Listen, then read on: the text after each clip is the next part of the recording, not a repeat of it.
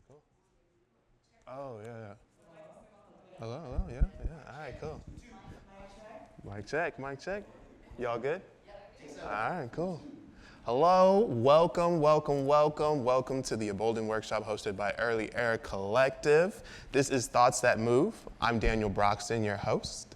And tonight we're gonna have a really amazing conversation featuring 5 amazing artists. Real quick, Thoughts That Move is a conversation that brings artists from different mediums and races to talk about how art and race intersect in Austin, Texas.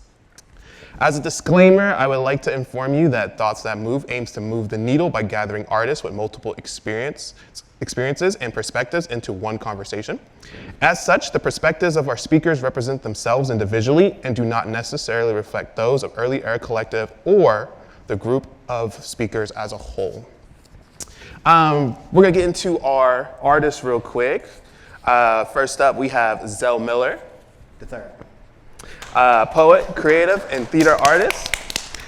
In 2004, he was voted Best Poet Writer in the Austin Chronicle. In 2017, he was inducted into the Austin Arts of Hall of Fame. Zell uses his voice to craft performances that challenge conventional boundaries and encourages reflection on societal issues. That's Zell. Wait, we should clap. Yeah. Next up, we have Yola Lu, actress, comedian, and filmmaker. She is one of the original co-founders of the all-Asian American improv troupe, Y'all We Asian, and also one of the original founders of Disoriented Comedy, which was a mostly female stand-up tour that gave a platform to other Asian American voices. We also have Daniel Fears, singer, songwriter, and instrumentalist. Daniel has opened for many international touring artists, has had music featured in the NAACP film, and has won Best R&B in the Austin Music Awards. Daniel strives to create something that feels authentic and grounded.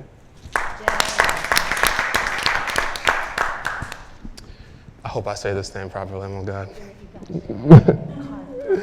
Oh man. Next up we have Chinwe Okorie. Yo, let's go.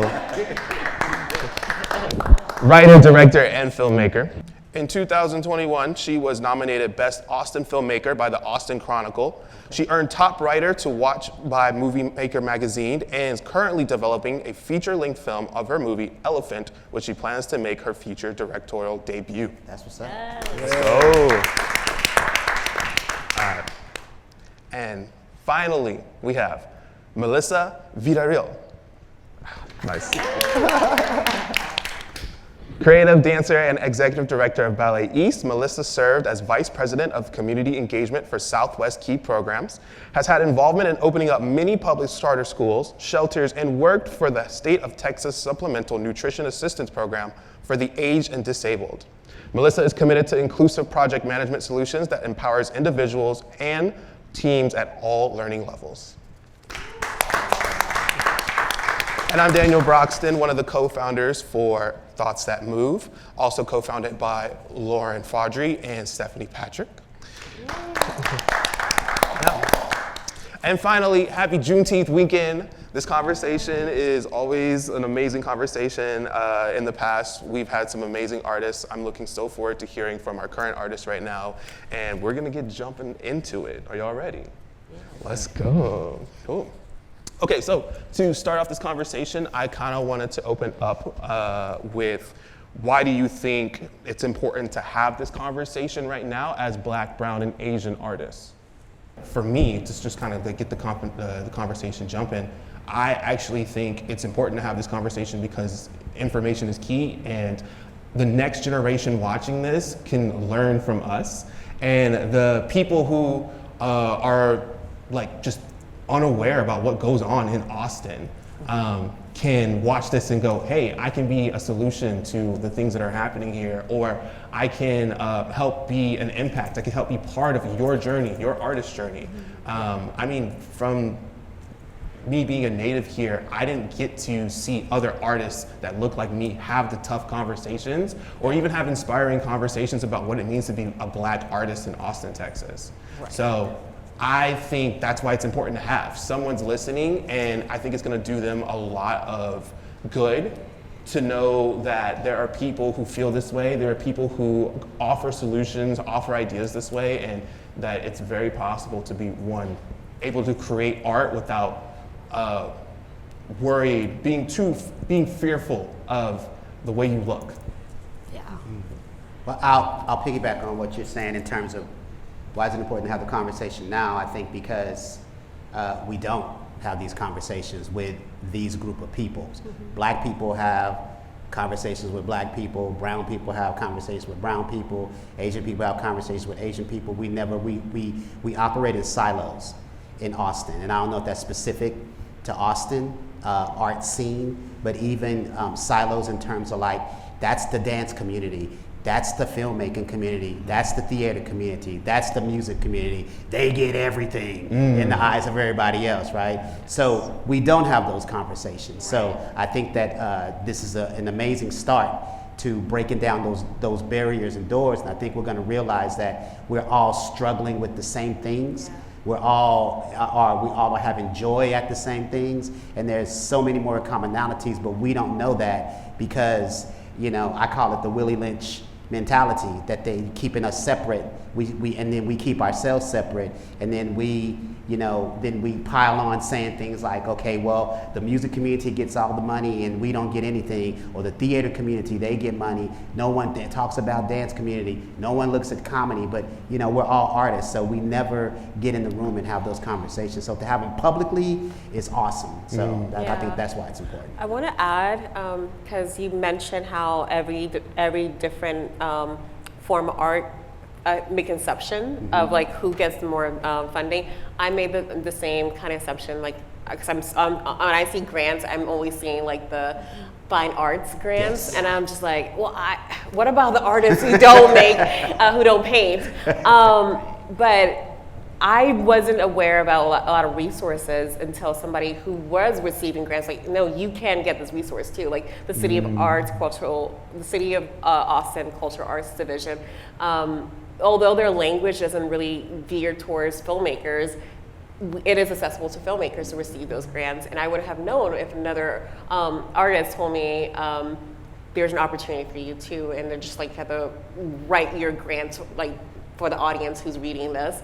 To answer your question, why we should have this conversation, we should have this conversation because the current landscape of resource right now, we're underfunded, or there's threats of being underfunded, and so we don't know what next year is going to look like. So I think we should band together, figure out what is working, what's not working, and how do we sustain ourselves as artists for coming years. Yeah. Yeah, I also think, kind of going off of what you said too, that I think just visibility itself is very important, because I think when people think of Austin, they think of the city that is very white. And so sometimes it's encouraging to see that there are other performers of color or artists of color that are out here also like creating things as well, and that there is a community for somebody that maybe wants to do something and they just don't even know necessarily how to start, and feel intimidated sometimes because like certain scenes just like, you know, I'll say like the improv scene is like very white, like most of the time, and sometimes you feel very out of place, and so it's nice to know that we are starting to like build these like communities that allow other people to maybe feel more seen and feel more represented as well. So. I agree, and you know, going off of the mainstream, what it appears to be, I think anybody that is not in Austin that visits a lot of the websites of that promotes Austin arts and culture, it's really geared a lot to the music scene, and so it's like these bigger revenue generating avenues, but it's like, let's share some of that love. If you're coming to Austin, share the love with some of the local artists. There's a lot of great local talent that's here. So that's one aspect. The other aspect too, it's like what everyone else is saying, it's representation as well, and accessibility, creating opportunities of accessibility to art for people of color, you know, and I know, like, for myself, I didn't know that I could even be part of a dance community. My parents definitely couldn't afford that, but there was a Hispanic man that was giving free dance classes in East Austin at the time, and that's how I came into the dance world, which was very struggling too, because at that time I was like one of the only Latinas in that dance company, and there weren't at that time a lot of, I think he was like one of the second, maybe there was 2 Hispanic males at the time that were choreographing in Austin at that time. And there really weren't that many women that were of Hispanic descent that were choreographing in Austin at that time. I'm also a lot older, I'm 52, so, you know, I mean, this was moons back, but it seems like even now in 2025, there are pops of color as you know, I was like, you're a choreographer, that's wonderful. But you're one of the very few Black choreographers in Austin. Think about it. You could probably count on one hand how many people of color that teach dance in the Austin community. Wow. Wow. Yeah. I think this conversation is important for all the reasons that you just stated, but also just I feel like it's collective wisdom that we're soaking up, perspectives that I wouldn't have gotten if I was sitting at home or talking to the people I normally talk to. And I feel like for all of us, I don't think there's anyone in here or that's going to be listening that does all of these things. You know what I'm saying? Not necessarily. So there's going to be a new perspective for you. So to me, it's just valuable to get something that's outside of your normal field of vision. Wow. Yeah. So it's so interesting because all of us are talking about representation, and I think how it's just important to have this conversation just out there. How do we amplify Black, brown, Asian voices as artists? So that way it's heard to as many ears as possible. Besides, you know, obviously the people in the room and just who sees this, like, how do we take it a step further? What can we do to make sure that we're really heard and understood versus just, I'm just listening? I think first we have to, and I'm very guilty of this, we have to go support each other. Mm-hmm. We have to go see other people's work. We have to be in the room. So that was my challenge to myself of January this year, that because I'm just a homebody and I don't live in the city, I live in Elgin. So that's a 40-minute drive. Mm-hmm. So I challenge myself that I'm going to at least three things, whether what kind of gathering, whatever, but I'm going to gatherings and I'm showing my face and I'm meeting the people and I'm letting them know that I support them. Mm-hmm. And that hopefully they can support me in an event that I'm doing. But you know, just saying I like it online, it's not enough. We have to be in the building and we got to see the work, and then we got to go talk about the work to our communities. Like, and I make a point of like, I will, you know, have a picture of the program and be like, yo, I saw this last night. This is going on till here. Get a chance, go check it out. And so when people hear me saying that from my community, you know, maybe people who look like me will venture out to other things too. So I just think we really need to start elevating. And I know times is hard, bro. I'm not even tripping, and ticket prices are crazy. But if you can make the effort to go support each other, so that, you know, like I came and saw your piece. I never even heard of your dance company, but I came, saw your piece here, and was blown away, man. So, you know what I mean? So we got to get out. We got to get out and support and each you other. are very good at that. I do see all your posts and everything. And the thing is too, like, I actually will go see stuff when I see other people recommend it, not just like a review of something that you don't even know, like their connection or something. So it's like when you have like a endorsement like that, especially from an artist that I really like look up to and trust, I'd be like, yeah, if Zell said I will be there, you know? Yeah, I feel like now with our with all the interactions that we're having online, I don't know if y'all notice this, but when we do get together for stuff like this or for an event, it just feels that much more like powerful. It always has been, but with the internet, I feel like, you know, you feel like you're getting, you know, a real connection. But yeah, when you meet in person, it just like, with the right people, the right circumstances, great art, like it just amplifies everything right now. It sounds like it's marketing, honestly. Like if you create it, they'll come, but you have to also market it and let people know to come. I've had a lot of FOMOs when there's this event called Where Y'all At? I haven't been to any of the events, but I saw it pop up on my Instagram, and I like that they're constantly letting us know what's happening, where all the Black people are meeting. It's not, I don't know if it's just specifically Black people, but I think that's the goal is to like, you know, get more Black people to come together and enjoy each other. But what I think they're doing really well is the way they capture these joys and putting it on Instagram and make me like, oh my God, I can't believe I missed another event.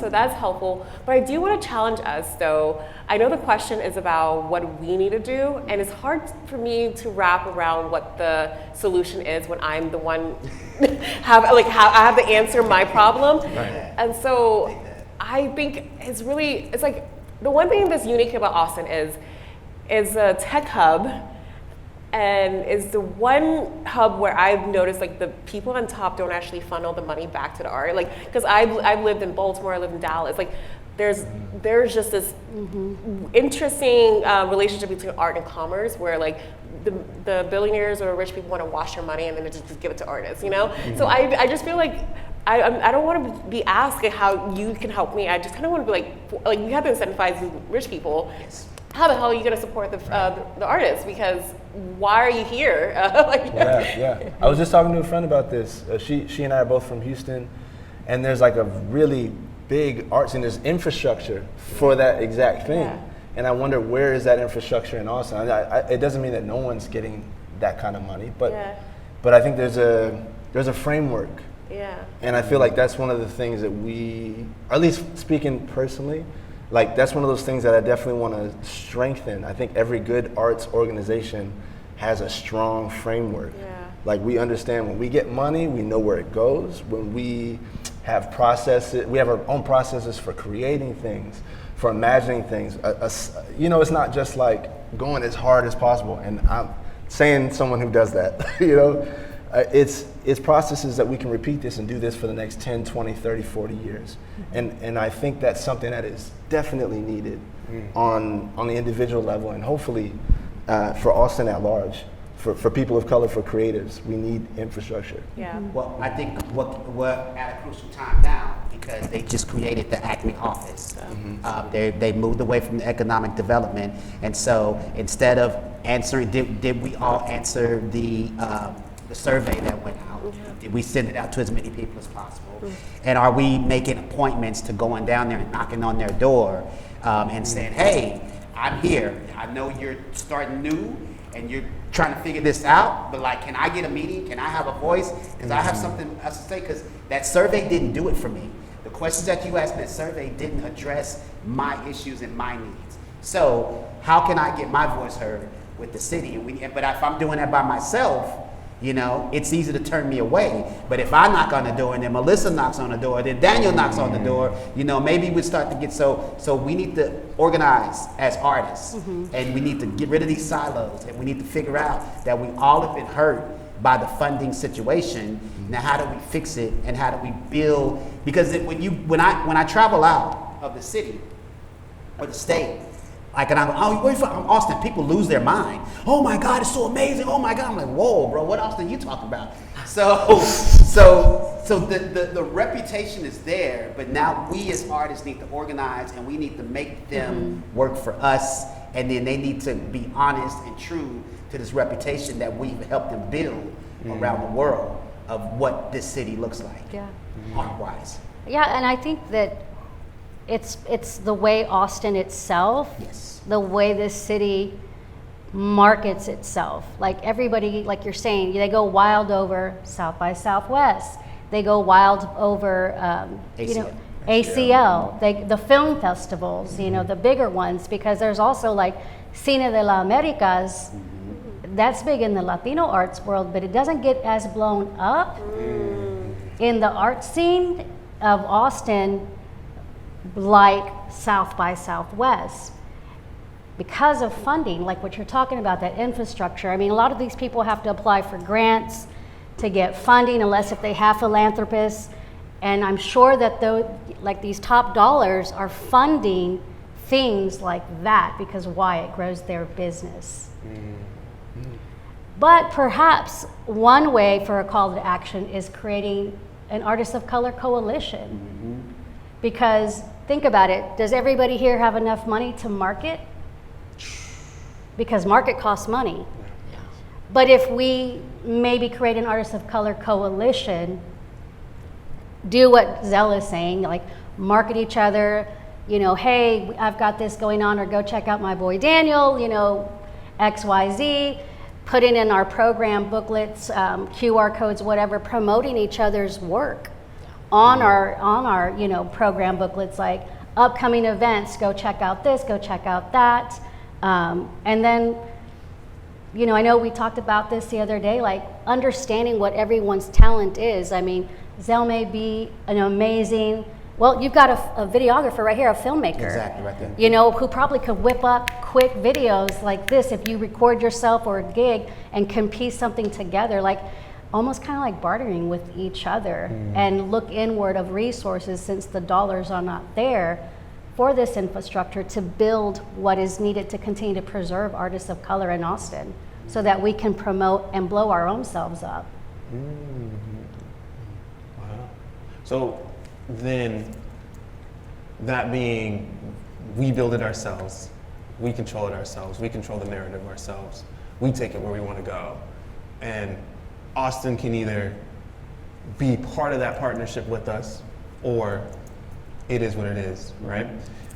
Can I? Oh, go ahead. Yeah, no, go. Oh, can I just add one thing to that? So, I mean, there's a lot of, I like the idea of an artist collective, and I think a lot of times it'll be just artists though. And I think what we do need, and I've seen this, I've met people who've fundraised millions of dollars for UT or for another nonprofits. We need people who have like the vision for that structure, who can kind of see the things that I'm not good at that, who can understand, okay, this is how you want to lay things out, this is where you want to put your money, this is where, even if you don't have a ton of it, you can still allocate your money in good places. So it's like we need people who can see what we can't. Or So something that I kind of say to a lot of dancers that I work with when they're trying to build their own thing is go outside of the dance, go outside of the art itself. Find people who want to support you, but maybe they're not artists themselves, but they're good business people, they're good marketers, they're good doctors, they're good whatever, right? Because these are all things that we need to be able to continue to be healthy with what we're doing, right? So, for example, if you need someone to do videography for you as a distributor or something like that, like you can find that not just within music, right? You have to step out of your zone. So do you guys think that we need more of that just in general as a community? We need more locals, or even people who aren't locals, that go, hey, I got a lot of money and I also am really good at this specific thing. I could give you this. Are you willing to take that on because they're offering that? Or is there still some hesitancy because they're not artists, so they don't fully see your entire vision the way, maybe Yola might see it, right? Because she's also going through some of the similar things as artists.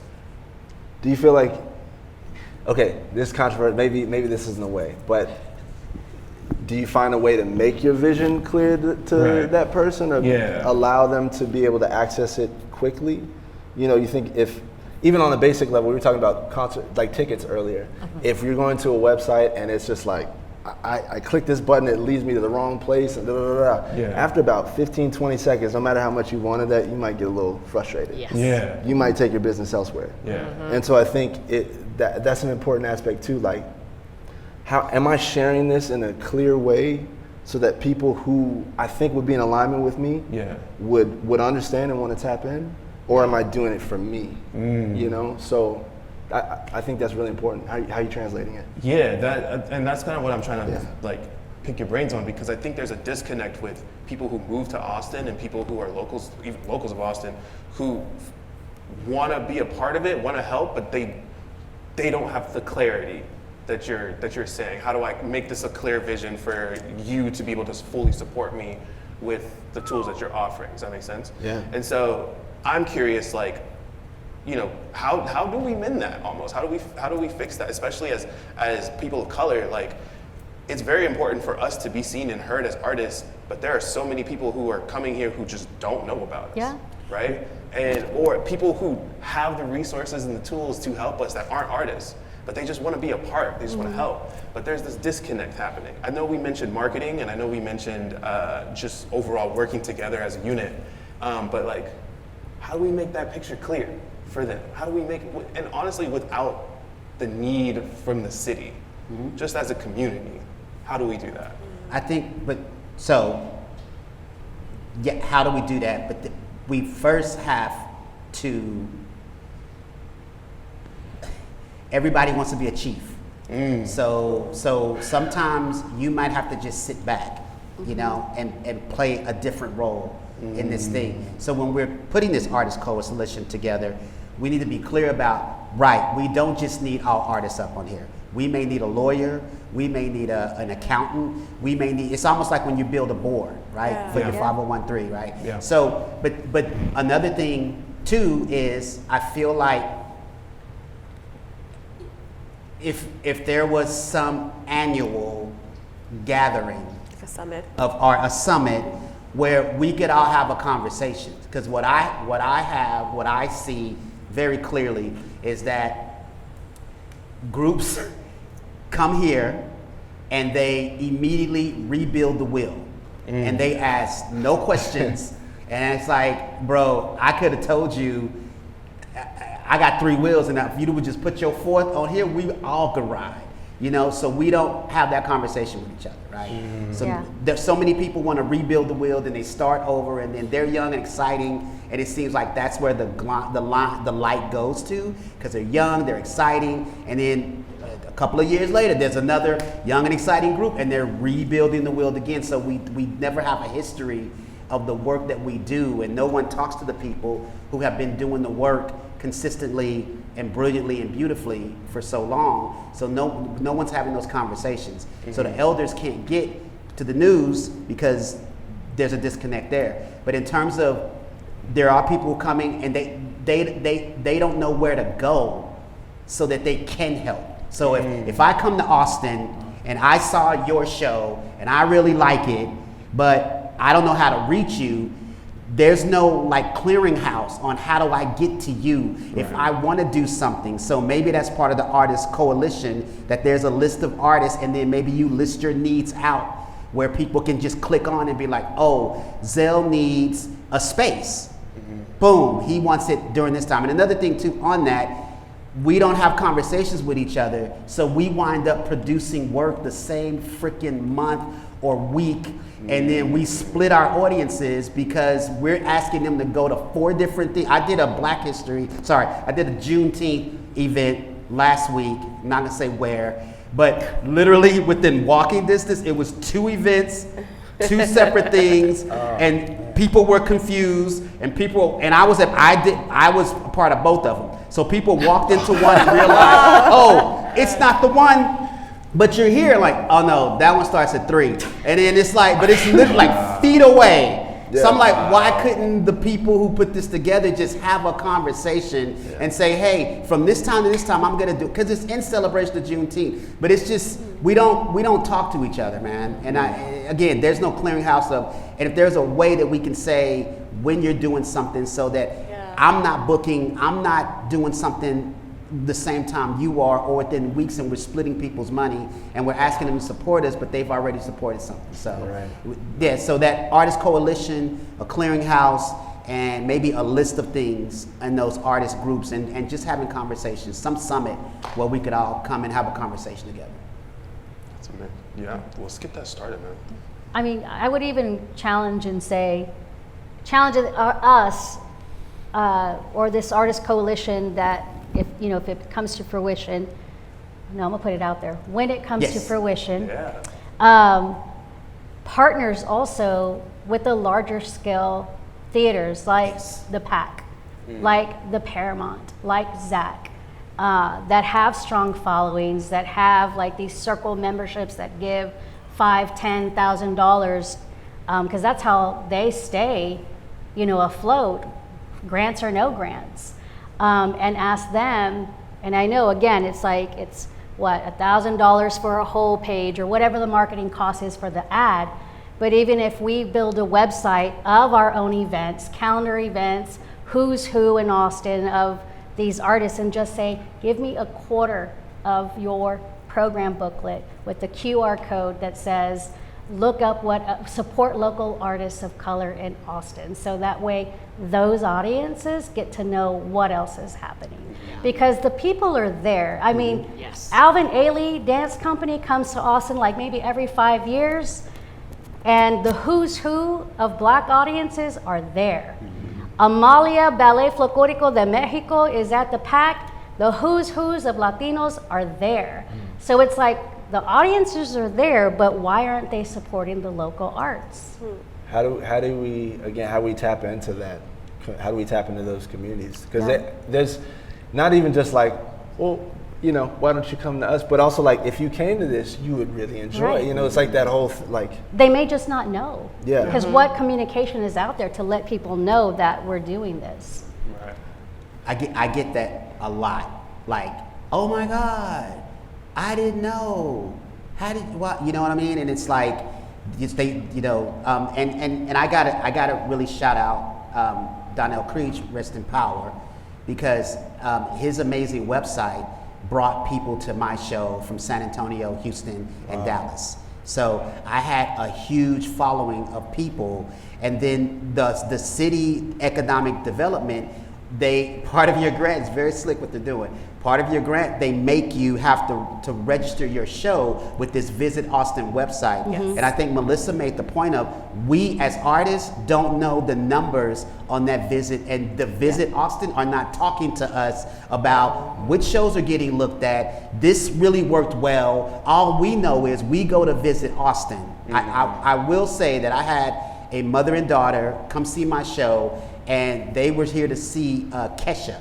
And they were from Colorado, and they were like, we went to visit. We were like, we were trying to find something to do the day before that performance, and we saw your thing on there, and we came, and you were actually better than Kesha. Like, we feel like we should money. You know what I mean? But it's like, but Visit Austin isn't talking to the artist or us. Let me say me. Yeah. Let me just say me. I never had a conversation with Visit Austin about how my show is marketed. Is it highlighted? How do you highlight? If you do highlight, when do you highlight? How are you choosing these shows? We don't know what they're doing, but your economic development grant is tied to that website. Yeah. And there is a huge disconnect of nobody's talking to us about how they just like, you can't get your money till you go to this workshop with Visit Austin, and you go to the workshop and it's recorded, but you never have a conversation with Visit Austin. So there's just a lot of gaps and spaces that need to be filled, and asking those questions. But again, if Acme is the people now, then we need to be knocking on Acme's door and saying, hey, we got questions and we want to know what's going on. Yeah, that's a good feedback about Visit Austin, because I had just posted an event on there because of the grant requirement. And one thing that was very noticeable, like that, it was just like a listing. It didn't really, don't even see like a poster. So like, how do we even attract people? You just read the headline.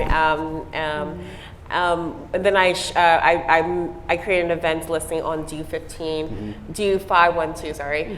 And I like the interface on that because you can see the upvote. So like when people are like, I'm interested, so you know how many people were interested. And I mean, I don't think I have visibility about the traffic, but just to know that there is interest by people who are visiting the page is really helpful.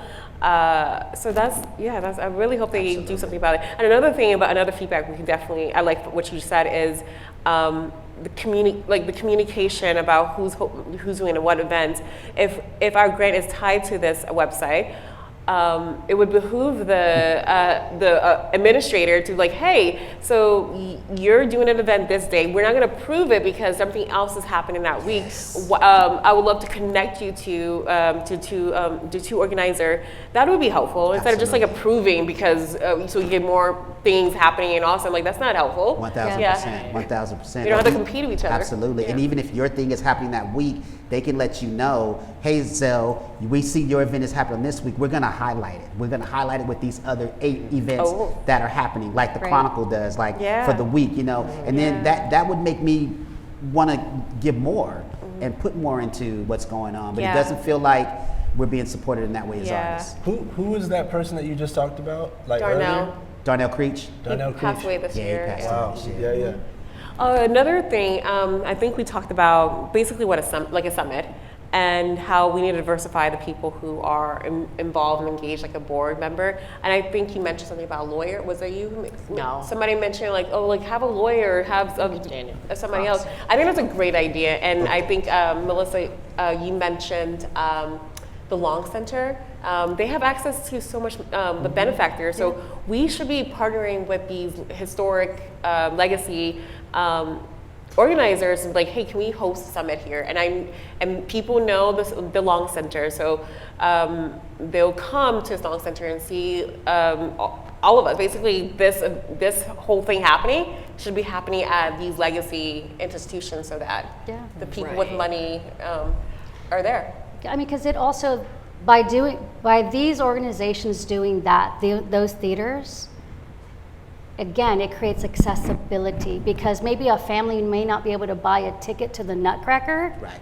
but they could go see your show because they can afford that ticket. But how do they know that that show exists? Yeah. I'm sure That's there's a marketing, available. Yeah, there's a like- marketing person like watching it. It's like, it's so simple. But the last thing I'll say on that too is, because I got issues. The economic development folks, the people who are cutting our checks are the Long Center. Oh, right. But we have no connection to what the Long Center is doing, and we don't. Why is there not a newsletter from the Long Center that goes out about these people got funded? This is what they're doing. You know, Yeah. we suggest to the people who support the Long Center, Yeah. go see these local artists. They just cut checks, so it's some weird dichotomies that's happening. That no, I don't think anybody's asking questions about it. We just accept it. I got a check from the Long Center. Okay, cool. Okay, y'all give me money. Why are you not giving me money? Economic development, because that's who I apply to. Yeah. So I didn't even put it together, because you're right, they're so separate. So have you already presented as feedback to them? I have not. Okay, somebody needs to I say didn't get this. funded this year, so I didn't Okay. have an opportunity to Okay. present this Okay, to I them. need to But tell them that. I am knocking on Acme's door. Okay. I've already sent several emails. I also think a lot of creatives do have, some people have professional careers outside of this too, where, we're talking about lawyers and marketers. I think I could think of 3 lawyers that also are comedians and screenwriter, playwrights and stuff like that also, that could lend to something like this. I do UX UI design and work on stuff like user testing and workflows of how people user research and also accessibility and stuff like that. I know how to design pages and everything, and I could always consult on stuff. And I think that there are a lot of us also out there, because if you're not getting the grants and stuff like that, then you have to figure out other ways to survive. And so I think there's also other people that have the skill set that we could reach out just within our own communities. Yeah. So I think a lot of artists, I think a lot of local artists have day jobs. Yes. Yes. I mean, how else can you survive? Yeah. Yeah. So I kind of want to tap into something interesting. Given this idea of survival, but sometimes when you're surviving, lots of things can go wrong, but there's some good amount of things that could go right. Absolutely. And I'm really curious, what's been working for you as artists? For me personally, I feel like what's been working is just people seeing me and going, that's a Black dancer right there who is creating opportunities for himself, and I want to continue to support those opportunities just because I'm being a representation for someone. What's working for you? I think what you just said. This year has been a roller coaster, but one thing that is very present is that within Austin, I've been here for 12 years and really taking my film career more seriously around 2018. And between 2018 and now, just being recognized, I've been now recognized twice by the Austin Chronicle as the best director. Thank you. Yes. And And I mean, that was really, it's not like they did it, but it's a community effort. Somebody voted for me now twice, put my name in the ring. I haven't won, but the fact that I was recognized and just having that as on my bio or just putting it on my LinkedIn page, it's like, hey, I've been recognized this year. That does add credibility that I wasn't given prior. Like when I started 2018, I've been doing it for a while, but 2018, I was looking for funding and no one cared. No one saw the vision. And then I had to make it, do it for myself. But, so just know where I came from and where I'm at right now. What's working is, I do have a name to myself. I mean, it's not a big name, but there's the branding of my name is reads quality, and then there's the credibility through the Chronicle that there's has helped visibility. me. The visibility, yeah. Thank you. I would tell folks what's working for me is being able to build relationships with theaters like Ken Webster of Hyde Park Theater that I can say, yeah, absolutely, who I can say, hey Ken, I have a script. Check it out. I want to do it, and he'll, based off his relationship with me, he's like, oh, no, let's put you at top of the week. That's not Ken. He's like, okay, I'm gonna put you in the season. You want to open the season for me, and then and I'm like, I can get funding. Okay, cool. Let's figure out the box. So we'll split the box, and so being able to make those relationships. So that has worked well for me, and I would suggest to anybody, performance-wise, that if you have not built a name for yourself, I strongly suggest you pay the $40 or $50 or whatever it is and sign up for Frontera Fest, which happens every single year, and it is an opportunity for packed houses to see you do your thing. And it's a 25-minute slot, and it's jured, so if you do well that week, you get to perform again that Saturday, so you have a possibility to perform it 4 times. But you are guaranteed a sold out night for your 25-minute set, and I have had folks build their careers off that, and I am one of them. I did a 25-minute set of a one-man show about my son, and I was sick, had the flu, and was like, I'll just go and read it, and I read it, and I got selected, so I did it again Saturday, then I made it to best of the week, and then I got to do it 2 more times, and each time I kept building it, and then I wound up getting that show produced by a theater. Wow. So I would tell anybody, if you are a performer, do Frontera Fest at Hyde Park Theater, sign up. I think the sign up starts in November, and the performances are January, February, but it is a wonderful way to introduce yourself to the city, and you never know who is sitting in those seats because a lot of people show up from different areas, so I strongly suggest that to folks. Yes. And I know a lot of people don't know about that, so. Yeah, this was my first year doing it, honestly. Yeah, and I almost did it. Yes. Yeah, I almost gave up my slot, but I was like, well, Friday is pretty good. And then I was like, but if I had known all of them would have sold, I was like, okay. What type of performance? It's anything. It's 25 minutes, and you literally can do anything. And it's 4 shows a night, and you will see some things where some people got too much time on their hand. But you will see some really amazing things too. I heard there was somebody who went to basically promote their GoFundMe or something for their Kickstarter for their movie. I heard they didn't get any money from it, but it was something. Absolutely. So I was like, yes, you could do whatever you want. Yeah, it's anything for 25 minutes. Yeah. Absolutely. Wow. Yeah, 100%. Yeah, the wheels were turning already. I'm like, okay, how are we gonna make this work? And then you could be strategic about it too, because what I did is I did a performance under my name, and then my daughter is an amazing writer, and so we did a show together, but I put it under her name. And then I have another friend who is an amazing MC, Dashe, and so we had a group called Zenosia, so then we did a performance under there. So I was able to perform in 3 different things under 3 different names. So you can strategically maneuver yourself around that festival. And we got Best of the Fest 2 out of the 3. Wow, So, awesome. absolutely. That's amazing. Love that. Daniel, I'm curious about you, what's working for you? I know you host a lot of events out. you're always putting something on, some shows on. Like, what's working for you for that? Sure, yeah. I'll say this, like, so I create events. Some of them are in my home, some of them are at venues.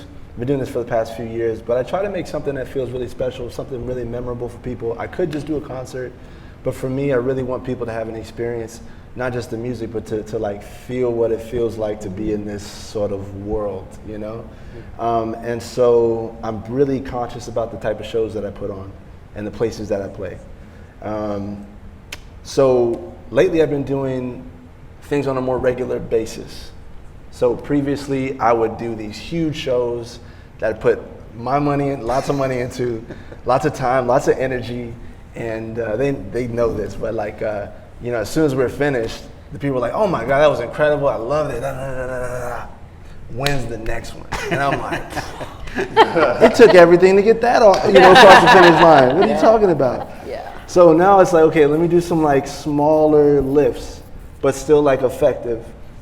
So we've been doing these things at my spot called Camp. And basically we have a music studio in the back space. And so we got people jamming in the studio. And this is people who've been playing for their whole lives. There's people who've been like, they just picked it up. Or like closet rappers, closet singers, you know what I mean? And I absolutely love that. So people have a platform to like try stuff. And so we've been doing that for the past 7 or 8 months. Me and my two partners in this, Netta and Nick. And that's been really powerful, just to like see people slowly get more comfortable, the ice sort of start to thaw, you know, it's mostly people of color. And man, that's just felt so good. I'm meeting directors, comedians, wrestlers, like, which is crazy to say, but people who do all sorts of interesting things here in town. And for me, that's just been growing my, I hate to say it like this, but my network of people, but also just building trust with people who are in alignment have similar values. And to me, that's so crucial. So for me, that's been successful. Instead of trying to do the most one time, what can you keep doing that breeds familiarity, and from familiarity, like trust, and from trust, like maybe partnership and like growth. Mm-hmm. So it's more important to do things as they compound rather than one big thing, you know, at least for me. Wow. Yeah. That's the thing though, consistency. That's an issue that folks don't consistently produce work. Yeah. And so you have to build that track record. And that's the thing of building a season. You talk to a lot of companies now, they're like, oh, we're gonna do this. And I'm like, that's cool. And you're gonna get a lot of people to come to it, but then they come and they're gonna want more. Right. So we really gotta be conscious about building a season of work so that people can get comfortable and knowing where you're at and knowing where you're doing things. But consistency is a big thing a lot of folks don't do here as well. A season, I like that a lot. Yeah. A season also implies that you've planned it out, you know, Yes. rather than it's like, we're gonna put it all towards this one thing. It's like we thought about how we can do this and measured things out, you know, so we can continue to do them. People can predict it, we can predict Yes. it. Yeah. But I also think that it's so, like, for me at least, when I am putting on an event, I wish I could just focus on the show, the performance aspect of it. Yes. But like 70% of this is literally just like trying to market my butt off, like trying to like figure out like how, you know, for even just like the last 4 shows that I have done, like I didn't even really get to focus on the performance piece because I kept thinking like, is this show gonna even happen? Like, is it gonna be called? Like, I don't even, you know, like, because I would be more than happy to put on a show like once a month and have this like consistency, but I'm just like, by the end of all this like marketing stuff, I am burnt out, and then it's like, well, now it's time to get ready for the next one, and I was like, oh my gosh, and it's like you don't really even have this like downtime, and it's like sometimes you need like a huge bucket of money just to like pay for the advertising. And even listing stuff on event listing sites and stuff like that. I think I like calculated how much time it took me to do, and it was like around 3 hours just like listing to like, I don't know, a few things. So you're kind of like trying to tailor everything and stuff. And But it's like, I do think about somebody that I admire a lot. If you guys have heard of Josh Johnson, who is he is incredible in the sense that he drops a new stand-up hour every single week. And it's topical. Yeah, and it's topical, and he, like, people set alarms of when it comes out, and then because he's built a community. Like, it's not just like he builds this thing, but it's like it's all on YouTube, and then people will go in, and while it's like dropping and like playing or something, and then people are just like in the chat, like kind of like talking to each other. He has this whole thing, you know, the flowers tour, where it's like, hey, if you can, bring some flowers. Kind of how Taylor Swift will do the friendship bracelets, and then you pass, like, it's like, hey, bring some flowers, give them to someone you don't know or something, to kind of like create this like sense of community in a way. But it's like Josh Johnson is also only able to do that because to do a weekly thing. Because he is having shows, like he has like 4 or 5 shows every single week. So he has the opportunity of having these like really hot crowds and then being able to like keep putting stuff up, you know? But it's like, if you're still trying to build an audience and trying to have the consistency for that, it's very hard. It's like, that's like 70% of the work, just getting people. Can I like add in on that part too? I think, that's crucial. And I remember hearing like, another example would be like somebody like, have you heard of the artist Russ, the independent artist? Yeah. Oh yeah. Yeah. So his whole thing is like, for, what do you say, 96 weeks, he put a song out every week. Wow. Which is insane. I can't even comprehend that, you know, honestly. Like, to make something of that quality that many times. Yeah. And so we often think about the output. We often think about like, okay, well, this has got to be done in this particular way. But I think we often are skipping the input. We're and this is preaching to me too. It's like, well, it needs to be this big of a space, or it needs to be this big of a lift. This is the only thing that's a proper show. But I think it's like finding what can be done with what we have already. I think, you know, because otherwise it's completely unsustainable. Like, if I were to start trying to make a song every week and put it out right now, I don't know what I would do, man. Y'all wouldn't see me. I would probably quit week 15, you know? So I think like... But you would have 15 songs. But would I still be making those songs afterwards? You know what I'm saying? Like, and so like, we think about what we want to put in the garden, but we're not thinking about the compost and the soil and the things we need to have in, like, ready to go for the next batch. Yeah. That is just as important, if not more important, than what we put in the ground. Yeah. You know, That's I think. true. So it's like finding ways to like be able to sustain this, whether it be like finding partners, you know, because I've been thinking about this a lot, finding partners to work with. Who else has a common interest? Who else would work good on this show? Who else can like do the thing that I suck at? Or it just takes too much time? Who else can do that in like 20 minutes? You know what I'm saying? Because I feel you. I feel you. I've tried to do this so many times. But that's when you build community and you have coalition. So like our spoken word collective is Zenosia, it's a loose collective.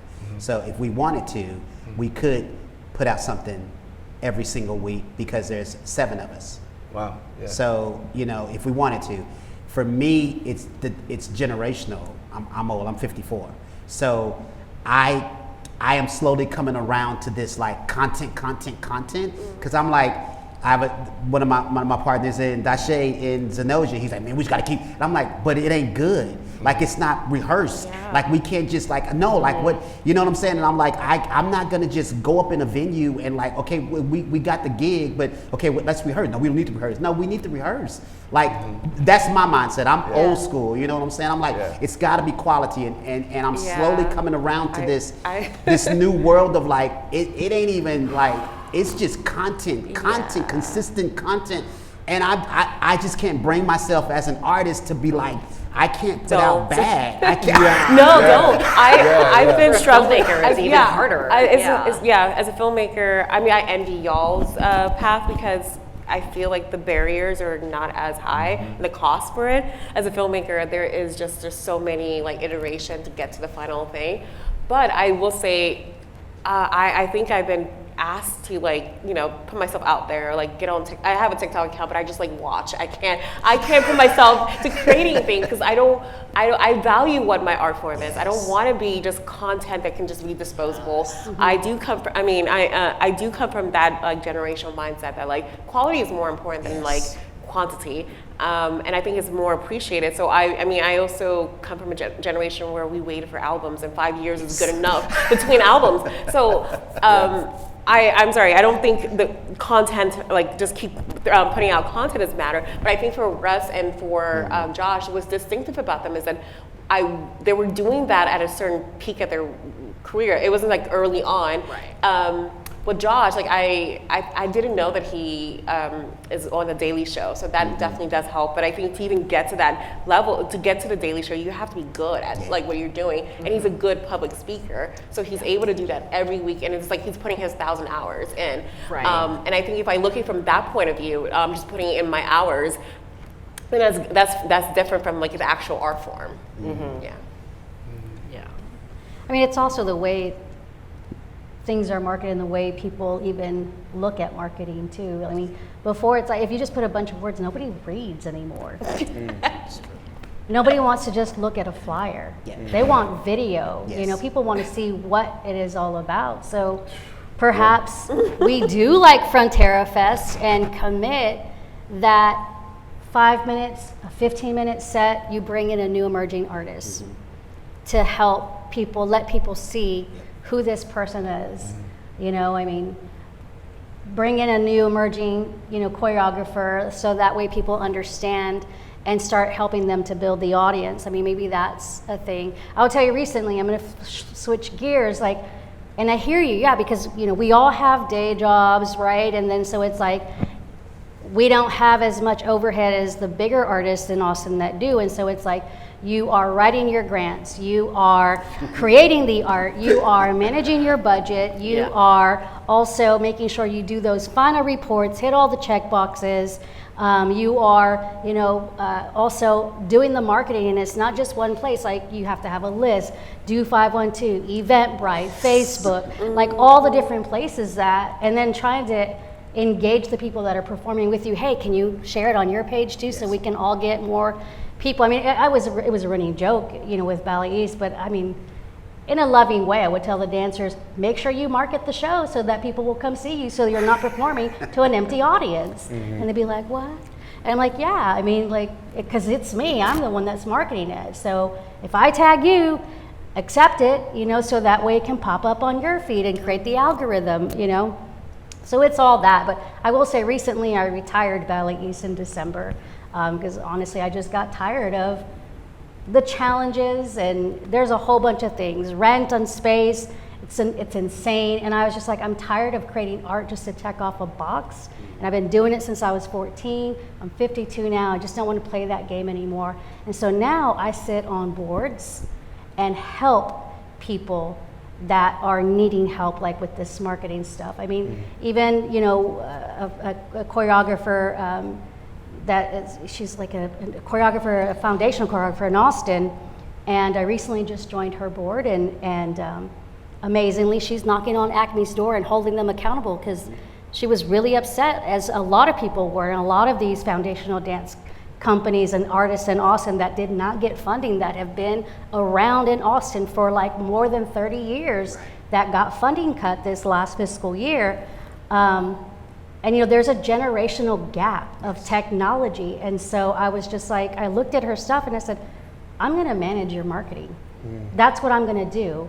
And I've been like, I wove a video for her, because stuff like that with iOS, you can do that stuff in like 20 minutes, and making her flyers for her, doing these videos, and she's just like, thank you so much. You know, so it goes back again, like helping each other out, understanding what our talents are. But that's where my commitment is right now, is just whatever talents I have, and I'm just helping, especially the, you know, the big generation gap of technology people, that are artists that are being left behind. I'm trying to pull them so that they can continue to create art in Austin. Yeah. So I have a question then, because I'm going to go back to as an artist, we wear a lot of different hats to get our art out there, you know, especially as a person of color. Like, there's a very different type of weight to it.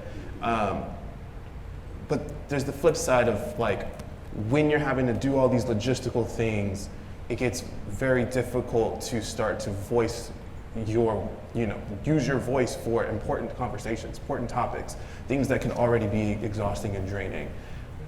What would you say, or how would you, for yourself or for the next generation or whoever's watching, how would you help them feel like they can keep going at it, even when it feels that exhausting, right?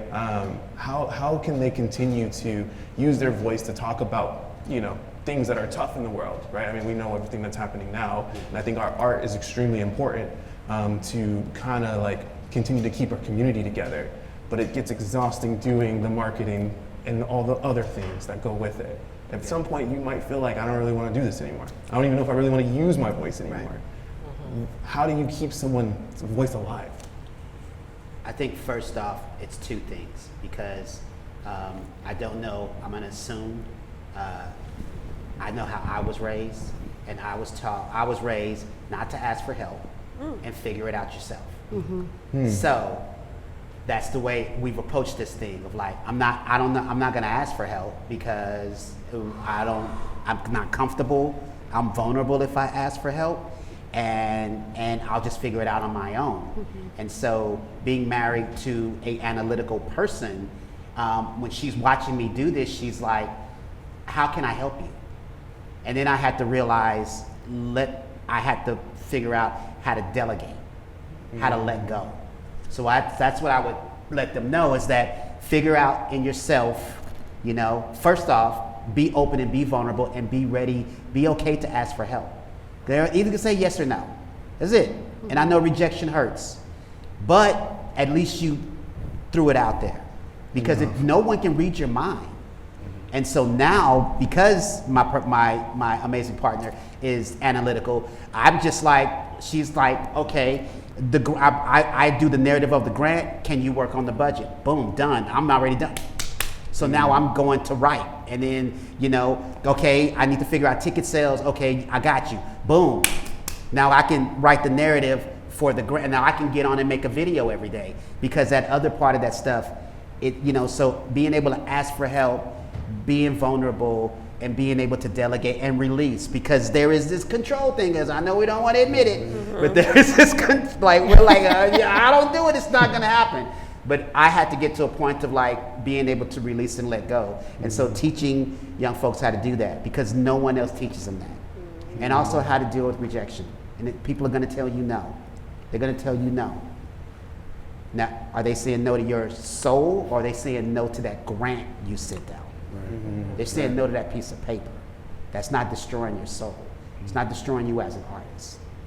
So that's my little 2 cents. Yeah, I would say I have like two things of thought, I guess.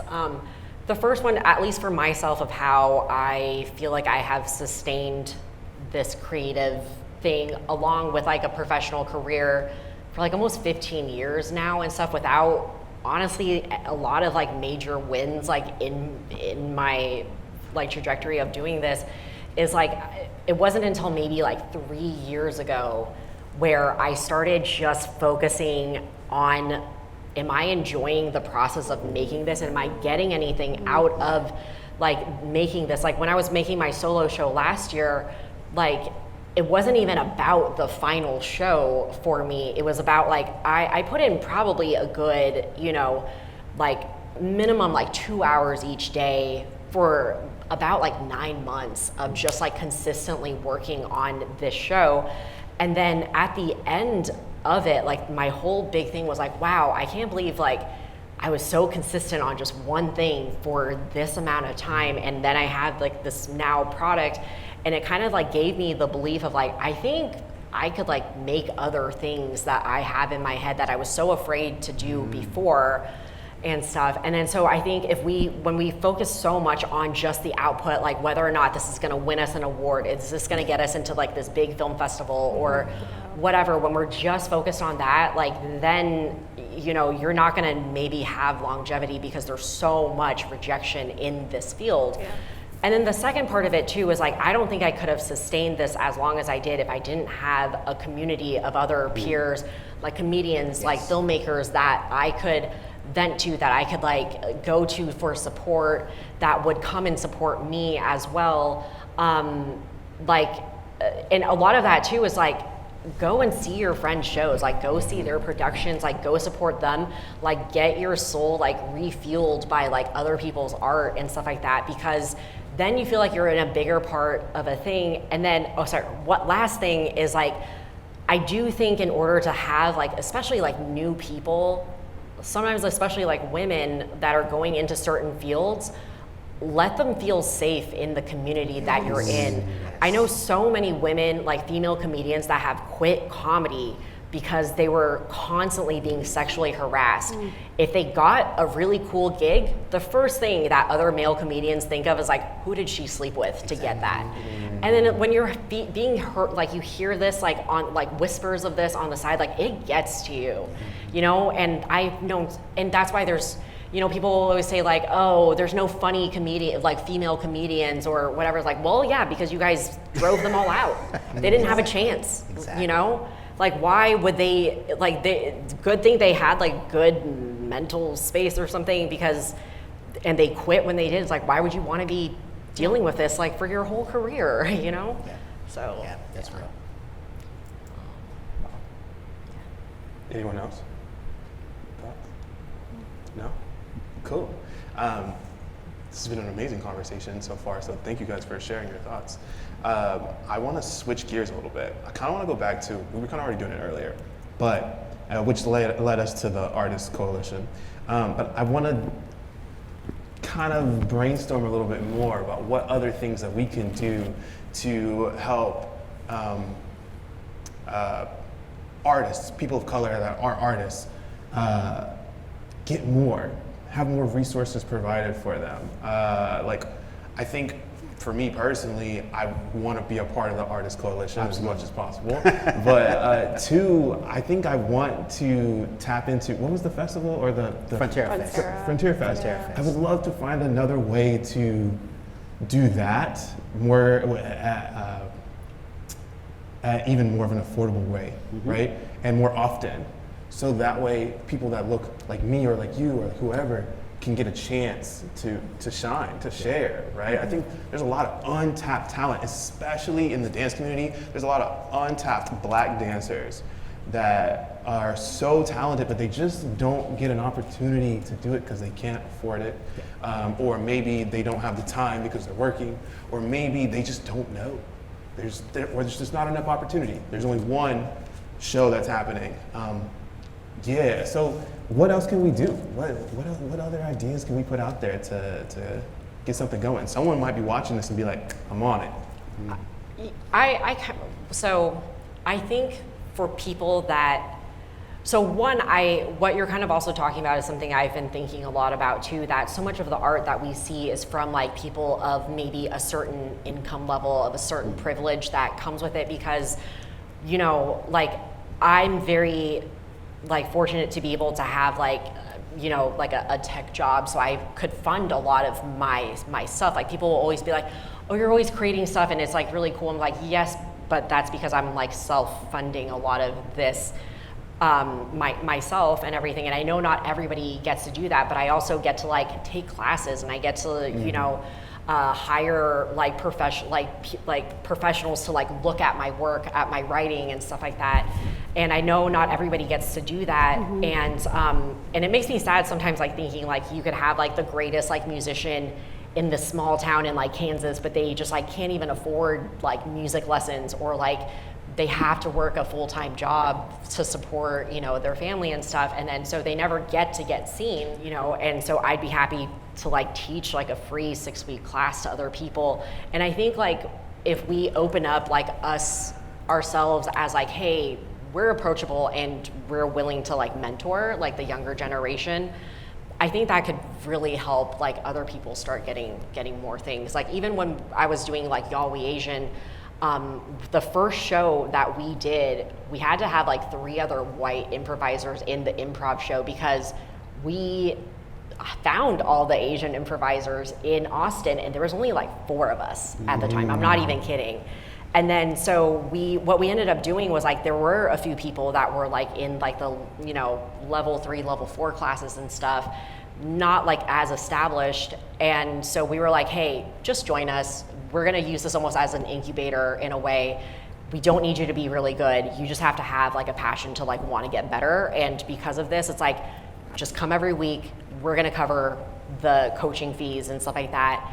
And we'll have an opportunity to do a show once a month for you to like get better, because a lot of like for people of color in some of like these improv classes and stuff, once they graduate, we just don't know what to do next. Like what's the next move to do? And then so we also started hosting like BIPOC jams, and when people did start seeing like these Yola Asian shows and stuff, it actually inspired a lot of people to start taking classes and once they like saw this. So yeah, I think just like creating like the spaces and the shows that you wish that you had at the time too and stuff. And then you're also seen as like a leader in this space, and people feel, that they could like reach out to you for stuff. Absolutely. So Yeah, I mean, that's a great, Yeah, that's awesome. a lot of great ideas that you shared out. And I think, this artist coalition, exactly what she's saying, creating workshops, getting on that seasonal hype of like this season, it's the art, grant writing. This part is about learning, how to produce your own music. This month it's gonna be, choreography and how you move in space or whatever. I think like offering free sessions like that for emerging artists, that are interested or learning how to do those things. How to become a 501c3 or how to even become an independent artist, because unless if you have these certain statuses, can you even apply for these grants? Right. I mean, there are people like you're telling me, you're self-funding. I mean, that's that's amazing. Being a woman of color, and you're able to have an amazing job and being able to fund your art, but giving opportunities to people that that may not have that means, and to help them out with getting into doing it, and if they have an interest in that, where are their gaps? And we could probably all learn from each other too. Absolutely. Like I forgot who it was, somebody mentioned like, I've got some gaps, like, okay, how do I help fill your teacup? So that way it's overflowing with abundance. Wow. Yeah. You mentioned how we can help the newer generation. I think an easy way, I mean, it might seem like there's a little cost to it, this is your time, but just don't gatekeep. yes. I had that a lot when trying to come in, and I couldn't tell whether it was just because they were nervous that if I knew the resource that it would just be scarcity mindset. Yes. But I remember once people started looking to me, like younger filmmakers or artists are looking to me for advice or help, I literally would just hand them like my application. I was like, this is how this is the grant that got me, this is my grant application that got me funded. Like, this is probably what they're looking for. I'll have tea or coffee with them and just like, have you thought of looking at this place, whatever. I didn't care because I didn't. Yours. Yeah, was yours. Yes. I don't understand the scarcity mindset at all. I was really shocked when I was coming up that people they seem like they have like good intentions because they talk about how they're like feminists and all that blah blah blah, but their action was they were hiding information from me, so how I pay back for younger people who ask me questions, I just sometimes I just hand it to them, but other time I just answer what they want. Like, do you want to know how to find $5,000? Here's how I found $5,000. Yeah, Wow. You're actually very good at that, by the way, and I'll say that because like you were actually the person that told me about how even for some of like these movies that you were making, like you were doing like tax stuff for that, and I didn't even know. Like I was never doing that for any of my comedy or any of my projects.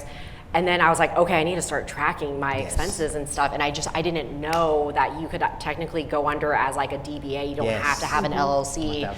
and stuff. But it's like, these are things that you don't like know, because I did like try to do an LLC, but then there's all these like fees and all these things that you have to upkeep with and stuff. And so I didn't know that there were like other things, but you never gatekept any of this information. So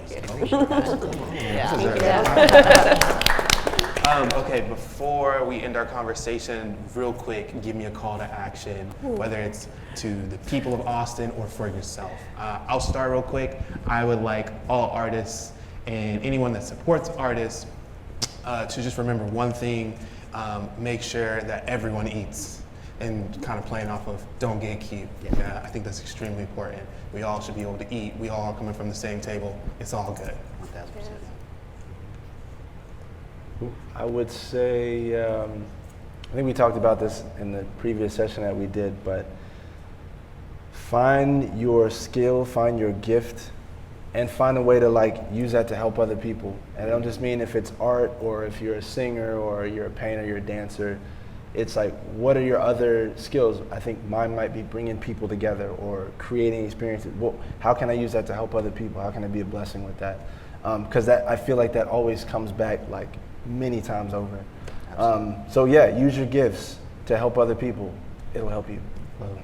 I'm going to say, like what Zell was saying, support each other's work, you know, not just going to the spaces where the events are happening, but also promoting each other's work, you know, get on the algorithm and share your networks with others so that we continue to grow the audience so that everybody can eat. Yeah, I think for a call of action for myself is that I don't want to gatekeep like the information. If I want to make myself very open and approachable, that if anybody wants like mentoring or, you know, coaching or anything from me, that I'm happy to do it. I don't need to get paid for it. I just want to be a resource, especially to help other people that are starting to come up. I think my call to action would be resilient.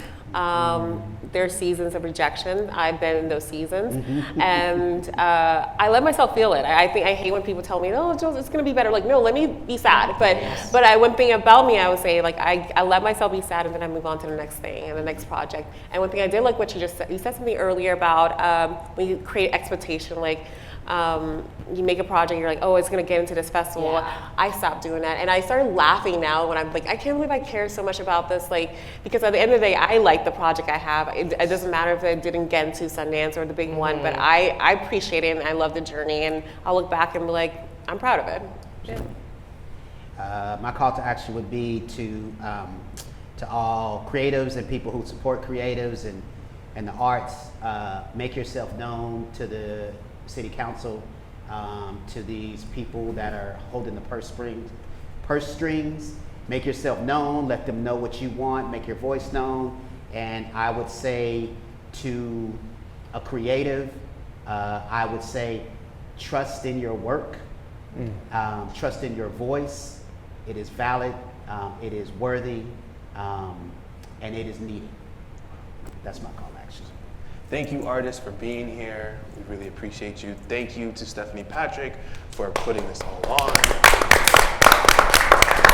Thank you, audience, for watching. We hope you enjoyed this conversation. Thank you for being a part of it, for listening and hearing us. And that concludes Thoughts That Move.